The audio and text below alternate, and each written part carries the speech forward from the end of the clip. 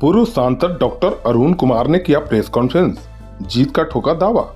जहानाबाद लोकसभा से बहुजन समाज पार्टी के प्रत्याशी के तौर पर पूर्व सांसद डॉक्टर अरुण कुमार के आने के बाद जहानाबाद में त्रिकोणीय संघर्ष देखने को मिल रहा। डॉक्टर अरुण कुमार लगातार लोगों से मिल रहे हैं और समर्थन की अपील कर रहे हैं। इस मौके पर पूर्व सांसद डॉक्टर अरुण कुमार ने कहा, मुझे नीतीश कुमार से निश्चित तौर पर मोह भंग हो गया है, लेकिन प्रधानमंत्री नरेंद्र मोदी बहुत सारे अच्छे काम किए हैं, निश्चित तौर पर वो प्रशंसनीय है। साथ ही 2 चरण के संपन्न चुनाव में मतदाताओं में उत्साह की कमी का कारण भी बताया। वहीं 10 तारीख को नामांकन में शामिल होने के लिए लोगों से अपील भी किया। ज्ञात हो कि जहानाबाद में जदयू ने वर्तमान सांसद चंदेश्वर प्रसाद चंद्रवंशी को कैंडिडेट बनाया है। वहीं महागठबंधन की तरफ से सुरेंद्र यादव को प्रत्याशी बनाया गया है। वहीं बसपा ने डॉक्टर अरुण कुमार को टिकट दिया है। इसके साथ ही कई लोग मैदान में हैं। अब देखना यह है कि जनता किस ओर मूव करती है। ये लोकतांत्रिक व्यवस्था का सबसे बड़ा लोक पर्व है और इधर मैं जहानाबाद से बसपा से उम्मीदवार होने वाला हूँ। इस दौरान मैंने गांव में कई जगह जाने का काम किया है और लगातार मैं घूम रहा हूँ। मैं जिला प्रशासन से मांग करता हूँ कि इनके पदाधिकारियों ने,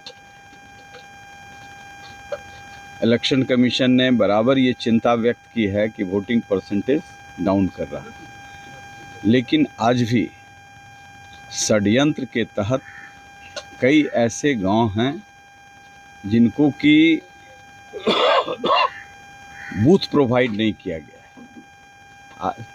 बिल्कुल यहाँ जिला के बगल में है, सोनन के बगल में एक गांव है भगवानपुर।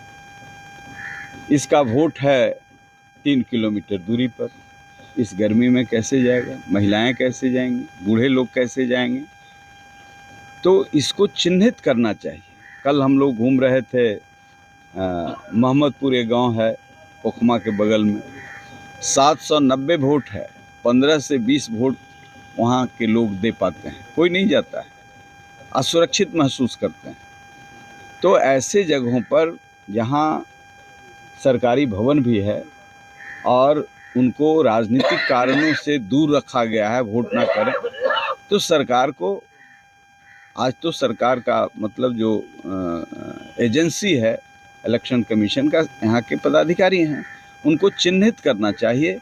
और जहाँ दूरी है वहाँ पर सरकारी भवन नहीं है तो चलंत मतदान केंद्र वहाँ व्यवस्था करना चाहिए, और नहीं तो फिर सरकारी भवन है तो अस्थायी वहाँ बूथ बनाना चाहिए। सर, ऐसे भी बहुत उत्साह कम दिखाई दे रहा है, पूरे देश में चुनाव हो रहा है, देखिए, उत्साह इसलिए घट रहा है कि राजनीति में पैसे की भूमिका बढ़ गई है, और जब पैसे की भूमिका बढ़ जाती है तो सामाजिक सरोकार के लोग, बहुत ऐसे लोग हैं जो एमएलए एमपी नहीं होते हैं, लेकिन किसी एमएलए एमपी से कम लोकप्रिय नहीं होते हैं। तो सामाजिक सरकार के लोग जब उपेक्षित होते हैं तो उनका मोटिवेशन का जो काम करता है वो सरकार से नहीं संभव है। जो किसी को इलाज करा रहा है, किसी को सरकारी सुविधाएं हैं उसको प्रदान करा रहा है, जो माध्यम है, उसके बीच जब उत्साह नहीं जाए तो परसेंटेज घटेगा। ये भी 400 पार का नारा दिया जा रहा है, 400 पार का ये। अब 400 पार तो ये जनता पर निर्भर करता है। जनता तय करेगी कि 400 पार कि 4000 पार। कुछ लोग 4000 पार भी करा रहे हैं। तो ये स्थिति तब है, सुविधाजनक स्थिति में वोटर्स के पास पहुँचें, वोटर्स के पास पहुँचें। आखिरी सवाल करेंगे, नीतीश कुमार से तो आपका मोह भंग हो गया, सब लोग जानते हैं। मोदी जी से भी आपका मोह भंग हो गया? जी, मोदी जी से भी मोह भंग हो गया है, लेकिन मोदी जी ने कुछ अच्छा काम किया है, उसके हम प्रशंसक हैं। जैसे हम 370 के बड़े कट्टर समर्थक हैं कि जिस तरह के हालात पैदा हुए पिछले 30 वर्षों में, वहाँ दुश्मन देश भी नहीं कर सकता, पाकिस्तान भी वो नहीं कर रहा था जो वहाँ रह करके हमारे विरोधी कर रहे थे, और उसमें एक धर्म विशेष के लोग बदनाम हो रहे थे। तो एक बड़ा काम किया कि 370 जो हमारे माथे पर कलंक था उसको ठीक किया। बहुत सारी चीजें हैं जिसके हम विरोधी हैं। तो सरकार के श्रीमती गांधी ने जो सिक्किम को एनेक्स किया था, तो चाहता था, बड़ा काम किया था। तो जब हम वो भी तरकी भी बात बोलते हैं तो बहुत लोगों को बुरा लगता है। तो हम निरपेक्ष भाव से यदि चीज़ों को एनालिसिस करेंगे राष्ट्र को सामने रख करके, जब मैं ये कहता हूँ तो हमारे बहुत लोग कहते हैं कि हम उन लोगों को जो मुसलमान देश को नहीं छोड़ा और उसके पास ऑप्शन था, जो नहीं छोड़ा, वो हमसे कम राष्ट्रभक्त नहीं है, हमसे ज़्यादा राष्ट्रभक्त है। तो ऐसे बयानों से लोगों को बचना चाहिए। और 370 की जो स्थिति बनी वो अपीजमेंट के वजह से बनी और आतंकवादियों को संरक्षण देने की वजह से बनी। और रूबिया कांड जो पहला हुआ था उस समय हम उस जमात के साथी थे और हमने कहा था, ये बात कहा था, उसमें स्ट्रांगली हमने कहा था।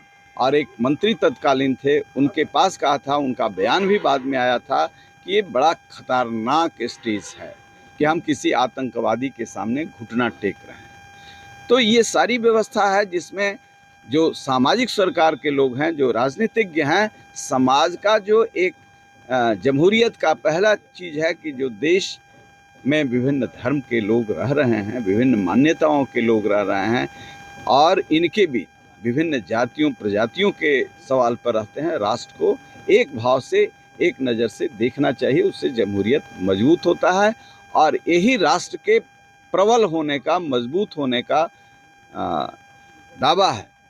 आपको याद होगा कि चंद्रशेखर प्राइम मिनिस्टर यहाँ थे, माइनॉरिटी गवर्नमेंट थी और अमेरिका चाहता था कि हम इराक पर हमला करने के लिए ईंधन यहाँ से ले। एक स्वर से माइनॉरिटी गवर्नमेंट, यही इस मिट्टी की खासियत है, कहा कि मित्र राष्ट्र है हमारा सद्दाम हुसैन, वहाँ का प्रतिनिधि है, उसके खिलाफ कोई भी अभियान भारत की भूमि से लेना चाहेगा तो यहाँ की 1 इंच ज़मीन नहीं मिलेगी। लेकिन आज के सांसदों को, आज के विधायकों को न पढ़ने का, न लिखने का, न समझने का वक्त है और न अपने राष्ट्र के इतिहास को समझने का वक्त है। इसलिए यह दुनिया का वाहिद देश है, मैं कहता हूँ दुनिया का वाहिद देश है। मैंने बहुत देश में घूमने का काम किया है। दुनिया का वाहिद देश है जहाँ जमहूरियत स्वाभाविक तौर पर है। इसे हम लोग सतत उस दिशा में आगे बढ़ने देने का काम करें। ये हमारे पार्टी से आप चुनाव लड़ रहे हैं, जगह जगह घूम रहे हैं, क्या आपको लग रहा है, क्या कहना चाहेंगे जाने वाले?